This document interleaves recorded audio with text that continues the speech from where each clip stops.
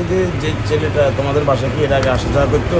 বাসায় আসা যাওয়া করতো না, এক দেড় বছর আগে আমাদের বিল্ডিংয়ের চারতলায় 2 মাসের জন্য ভাড়া ছিল একটু।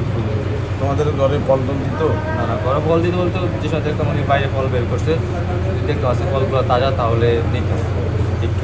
এই যে বিল্ডিংয়ের ভিতরে সে কীভাবে তোমাদের বাসায় ঢুকলো, মানে কিছু জানতে পারছো? মানে সম্পর্ক ছাড়া বা কী বলে ঢুকছে সে? এখন ওখানে তো যারা ছিল তাদের কেউর থেকে তো কোনো কথা আসে না, ওনাদের কেউ বেঁচেই নেই। আর যাকে যে মারছে ও তো বেশি নেই, কার থেকে জানা যাবে কীভাবে ঢুকছে বা কি আসলে। আর আমি তো ওই সময় বাসায় ছিলাম, দোকানে ছিলাম।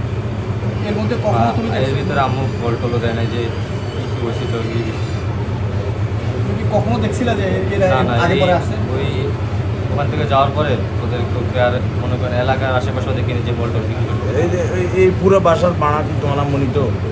আমাদের বাড়িওয়ালা যদি থাকতো না তাহলে তো বাড়িওয়ালা পার্টি সবাই আমাদের কাছে টাকা দিয়ে যেত, পরে বাড়িওয়ালা আসলে বাড়িওয়ালাকে বুঝে যেত। বিল্ডিং সকল দায়িত্ব আমার আম্মুর কাছে। তাহলে কি তোমার মনে হয় কি এই টাকার জন্য ঢুকছে বা স্বর্ণ লঙ্কারের জন্য ঢুকছে? হইলেও হতে পারে। ওই বাসার যখন ঢুকছি আম্মুর ফোনও দেখিনি, আমাদের বাসার দুটো অ্যান্ড্রয়েড সেট ছিল, এটা একটা দেখিনি। ওদের টাকা পিছনের রুমে উঠানো ছিল, এলোমেলো ছিল সব। আর এর থেকে বেশি তো খেয়াল করার সুযোগ ছিল না। আম্মুকে নিয়ে বেরিয়ে গেছি তাড়াতাড়ি হাসপাতাল নিয়ে যাওয়া। আচ্ছা, ঠিক আছে। আচ্ছা, অন্তর মজুমদার যখন এখানে ছিল তার সাথে তার কে কে থাকতো? পরিবারের লোকজন থাকতো?